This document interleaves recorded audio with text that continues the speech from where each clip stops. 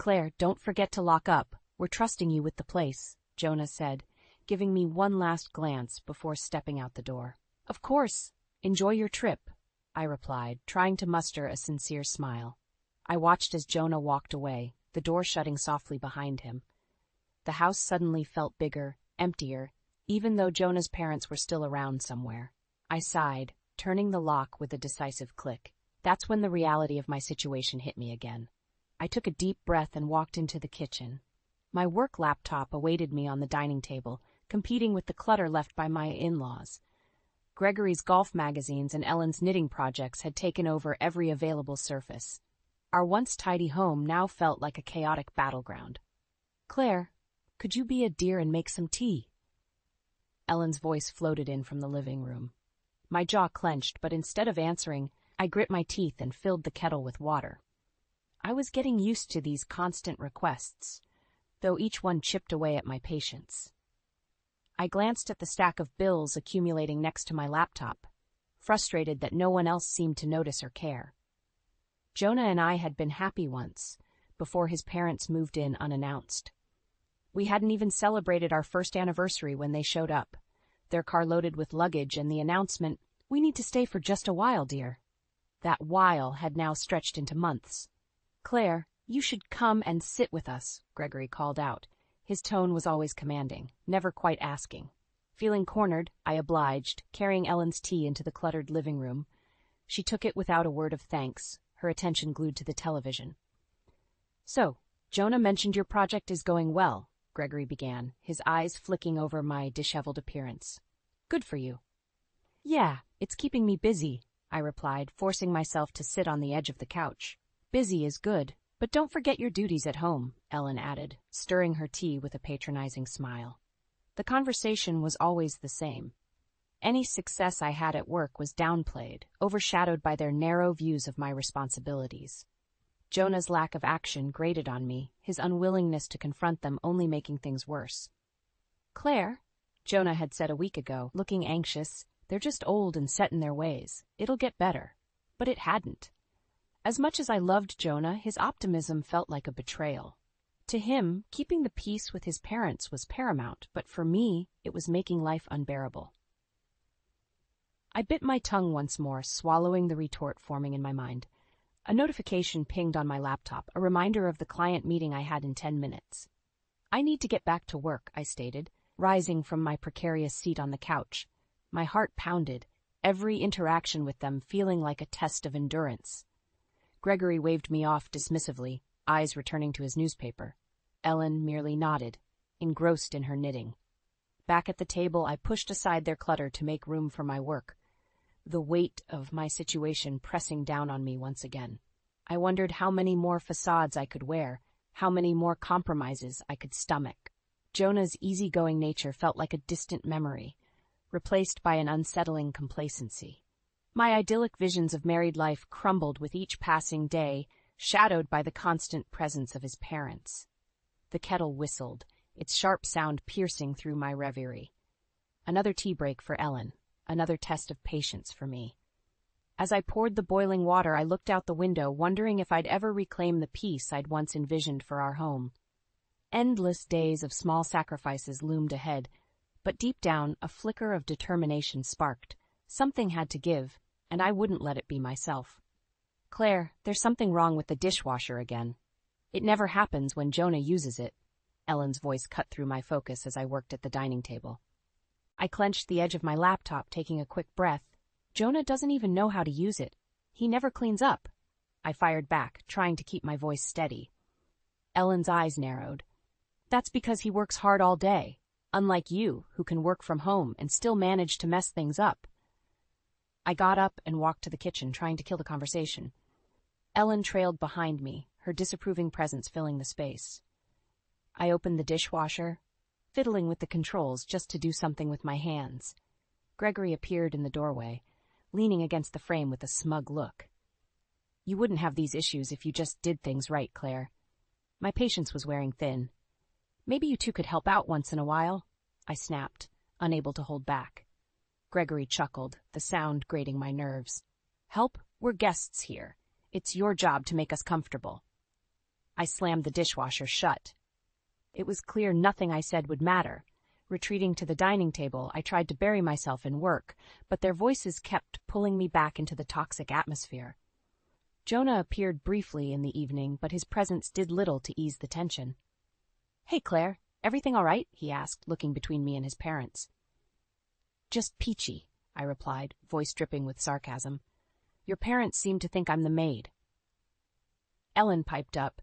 "We only ask for small favors. Jonah, Claire should be able to handle it." Jonah frowned, glancing at me apologetically. "I'm sorry, Claire. Can we talk about this later?" I pushed my chair back, frustration boiling over. "No, Jonah, we need to talk about this now." But he wilted, his eyes darting back to his parents. "Another time, okay?" he said softly. I walked away, feeling a mixture of anger and despair. Their manipulation and his avoidance were driving a wedge deeper and deeper. Upstairs, I checked my credit card statement on a whim and froze. "Jonah!" I shouted, my voice echoing through the house. He scrambled up the stairs, his parents close behind. "What is it?" he asked, bewildered. "Did you use my credit card?" I demanded, showing him the statement with luxury purchases I never made. Jonah looked blank. "No, I didn't." Gregory stepped forward. "We did. We needed a few things, and we assumed it was fine." "You assumed," I repeated, disbelief lacing my voice. "You charged thousands of dollars without asking?" Ellen's face turned cold. "We're family. What's yours is theirs, too." "No," I said, shaking with fury. "That's not how this works." I threw the credit card on the bed, fighting a scream. Jonah looked helpless, his face pale. "I'll talk to them, Claire. I promise." I backed away, disgusted. "Promises mean nothing if you don't act on them, Jonah," I said, storming out of the room, leaving them to stew in the mess they created. Their voices continued downstairs, but I tuned them out, feeling more isolated than ever. I needed a plan, something to reclaim my life. That's when a burning resolve started to form. Enough was enough. It was high time things changed, and I was going to make sure they did. Days blurred together as I threw myself into work. Projects piled up, deadlines loomed, but I found a strange solace in my tasks. Each design, each client meeting kept me away from the chaos at home. My colleagues noticed my dedication to the job, offering words of encouragement and praise.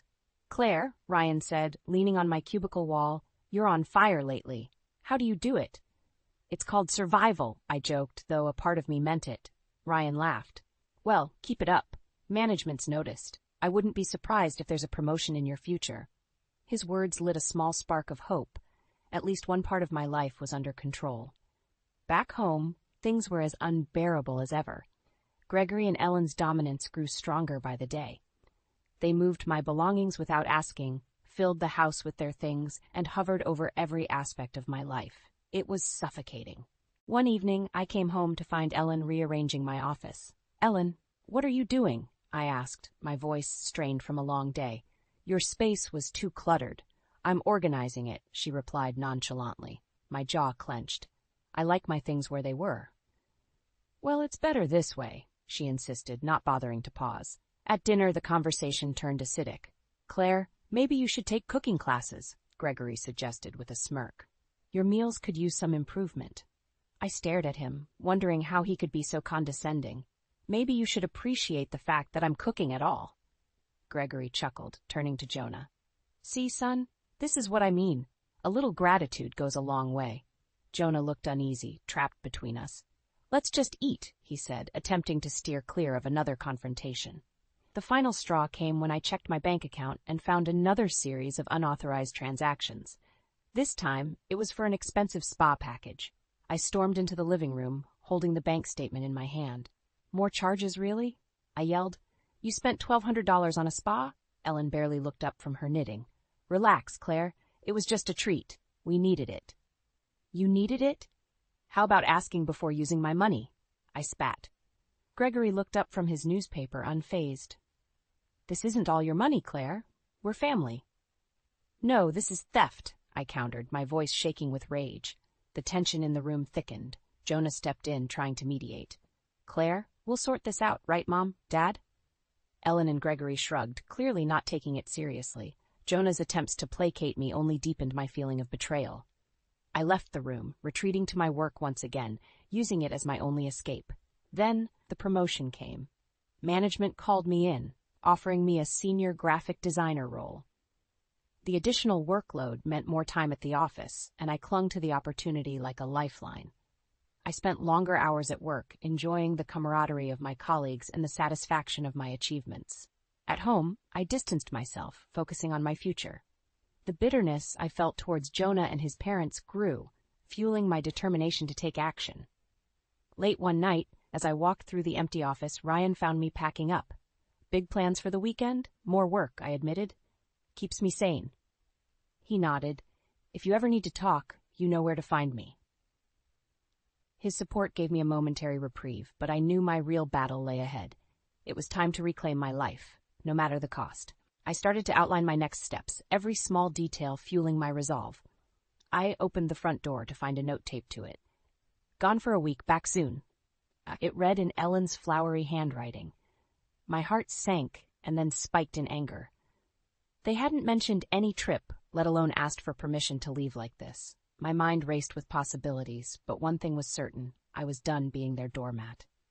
I walked inside, each step echoing through the empty house. The kitchen was a mess, unwashed dishes piled in the sink, crumbs scattered across the counters. The living room was no better. The TV was left on, magazines were strewn everywhere, and Ellen's knitting needles lay tangled on the coffee table. "Unbelievable," I muttered, grabbing a trash bag. As I worked my way through the house, I spotted my credit card bill on the dining table. My hands trembled as I opened it, each charge feeling like a slap in the face. My eyes widened, seeing several $1,000s spent on their spontaneous trip. I dialed Jonah's number, fury boiling inside me. "Hey, Claire," he answered, sounding oddly relaxed. "Where the hell are you?" I demanded. We decided to take a quick trip to Las Vegas," he stammered. "I thought I told you." "No, you didn't," I hissed. "And you used my credit card again." "Claire, it's not like that," Jonah tried to explain, but my patience snapped. "You took them on a vacation with my money while I'm here working my tail off?" I shouted. Silence followed on his end, an indication of his usual avoidance strategy. "You know what? Enjoy your trip," I said icily, and hung up. Alone in the house, my rage fueled my next steps. I called a lawyer first thing in the morning. "I need to discuss selling a house," I said, setting an urgent appointment. Next, I contacted a real estate agent. "I want the house on the market immediately." I instructed. "How fast can we move?" "With the current market, pretty quickly," the agent replied. "We'll start the paperwork right away." I spent the next few days stealthily packing my belongings. I didn't want to leave anything to chance. With each box taped up, my resolve strengthened. I also found a small apartment downtown, perfect for a fresh start. The sense of reclaiming control over my life was exhilarating. I walked through each room of the house, making mental notes of what to take and what to leave behind. The thought of selling everything they had taken over was the sweetest form of revenge. Jonah tried calling several times, but I ignored each one. I needed clarity, and his excuses only fogged it up. Every box packed was a step closer to my freedom, and a step farther from the prison my home had become. With everything organized and the house ready for sale, I spent my last night there. It felt surreal, like shedding an old skin. The space was empty, just like the emotional void left by Jonah and his parents. I could almost hear their voices, bossing me around, belittling me. But now, I no longer cared. The deed was done. By the time they returned, they wouldn't recognize the place nor their control over it. With a last look around, I locked the door, stepping out into the cool night air, savoring the first taste of freedom and the sweet scent of impending karma. The door creaked shut behind me as I entered my new apartment, a small, tidy space downtown. My boxes were neatly stacked along the wall, and the sight of them made me feel a deep sense of accomplishment.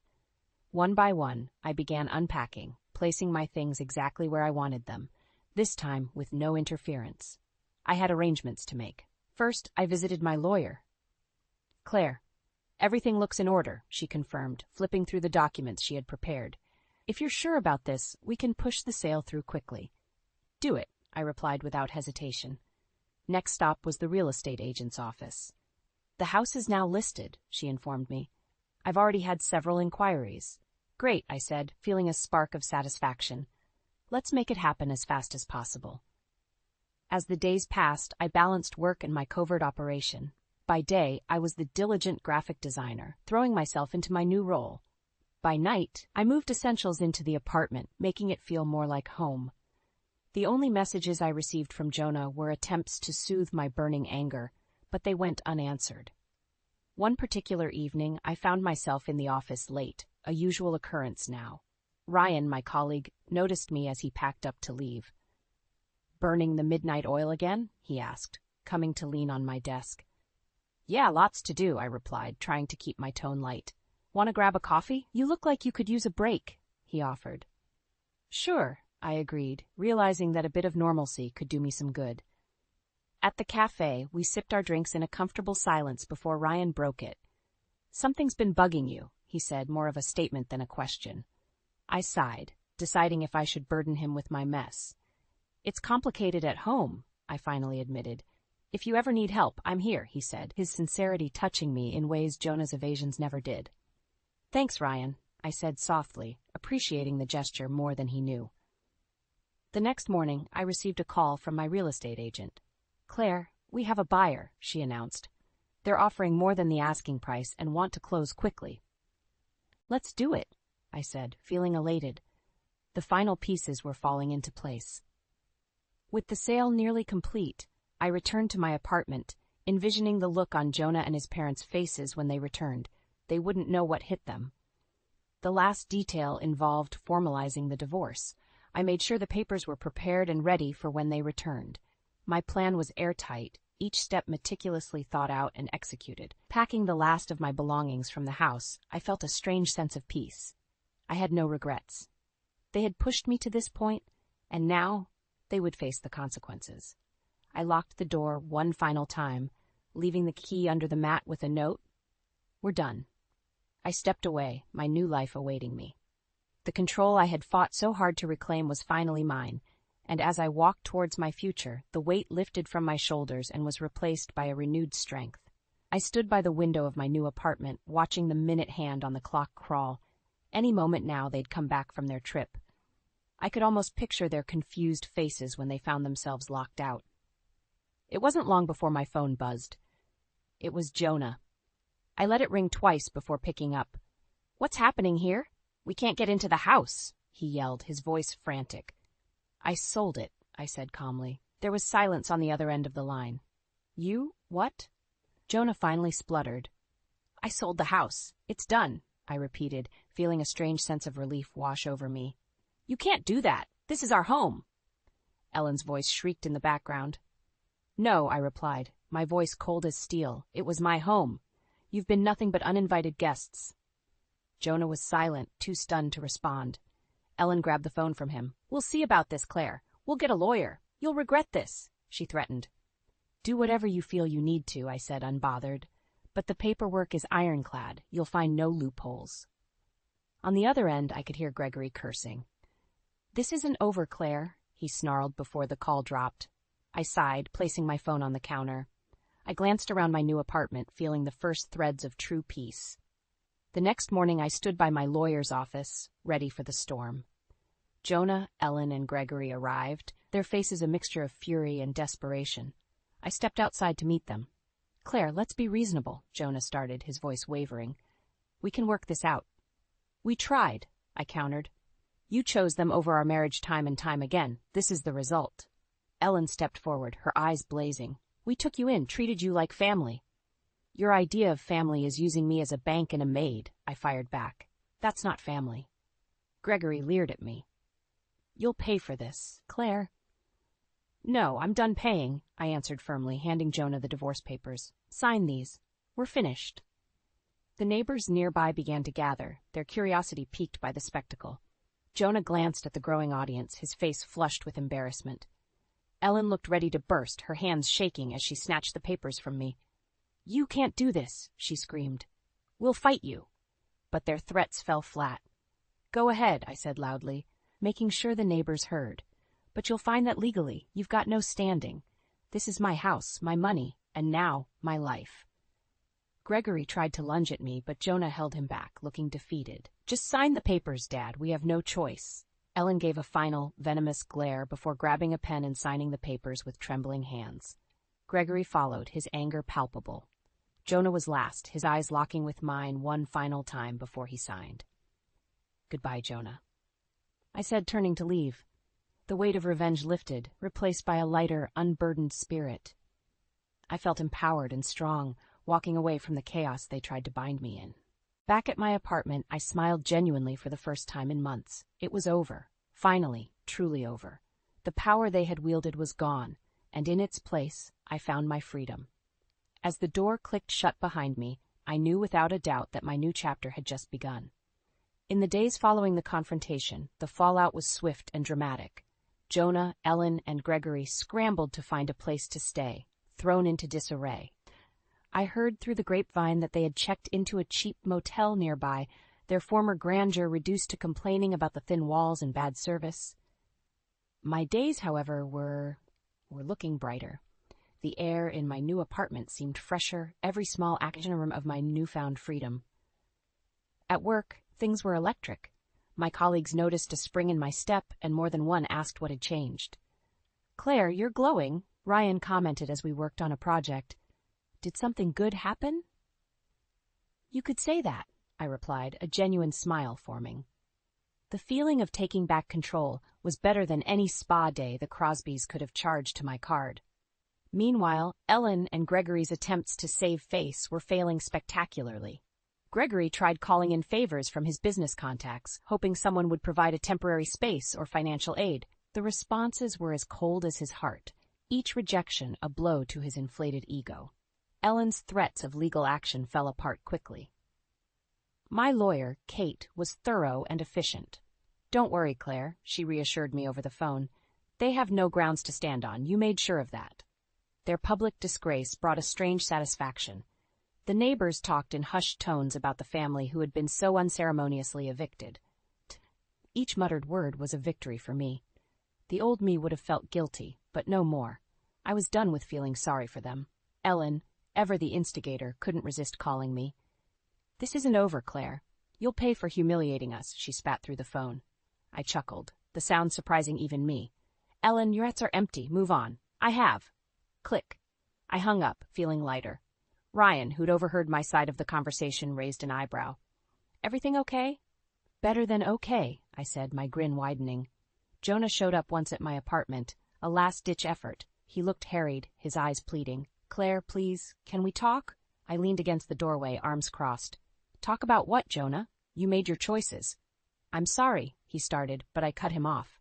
"Sorry isn't good enough," I said firmly. "You chose them over us, over me, and now you face the consequences." Jonah's shoulders sagged. I didn't know things would get this bad. "Well, they did, and now it's time for you to deal with it," I replied. "Goodbye, Jonah." Closing the door on him felt like closing a door on the last remnants of my past. I felt a rush of empowerment, a clear signal that I was moving forward. Ryan caught me after work that day. "You really are something, Claire," he said with admiration in his eyes. "Just doing what needed to be done," I replied simply. Back in my apartment, I toasted to my newfound peace. It wasn't just about revenge, it was about reclaiming my life, my independence. The sight of Jonah, Ellen, and Gregory struggling was merely the cherry on top. I curled up with a book, the quiet of my space a comforting blanket.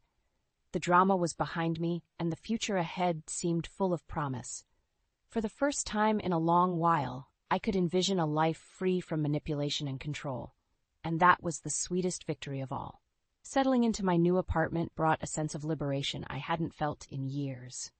I threw myself into my new role at work with gusto, thriving in the creative energy and camaraderie of my team. The promotion meant longer hours, but I welcomed them, relishing every new challenge that came my way. One evening, after a particularly busy day, Ryan caught me as I was packing up. "Hey, Claire, a few of us are going out for drinks. Care to join?" For a moment, I hesitated, then smiled. "Why not?" At the bar, the conversation flowed easily. Ryan and I exchanged stories, shared laughs. It felt good to unwind, surrounded by friends who respected me. "So you're finally free from that madhouse, huh?" Ryan said, clinking his glass against mine. "Yeah, it feels like I can finally breathe again," I replied, a genuine smile on my face. Despite the emotional fallout from the divorce, I found myself enjoying my independence. My days were full, my nights peaceful. The anxiety that once gripped me was replaced by a newfound sense of joy. One day, as I was leaving the office, my younger coworker, Ethan, caught up to me. "Hey, Claire, you got a minute?" "Sure, what's up?" I asked, curious. Ethan looked a bit nervous, scratching the back of his head. "I was wondering if you'd like to grab dinner sometime. Just the two of us." I blinked, caught off guard. "Dinner? Are you asking me out, Ethan?" He chuckled, a bit embarrassed. "Yeah, I guess I am." I smiled, considering his offer. "I'd like that." "When? How about tomorrow night? There's this great Italian place I know." "Sounds perfect," I said, feeling an unfamiliar flutter of excitement. The next evening, we met at the cozy Italian restaurant. Conversation flowed easily, and Ethan's youthful exuberance was infectious. Over plates of pasta and glasses of wine, I found myself opening up in a way I hadn't in a long time. "You seem different now," Ethan noted, twirling his fork. "Happier." "I am," I admitted. "It's been a tough journey, but I'm finally finding myself again."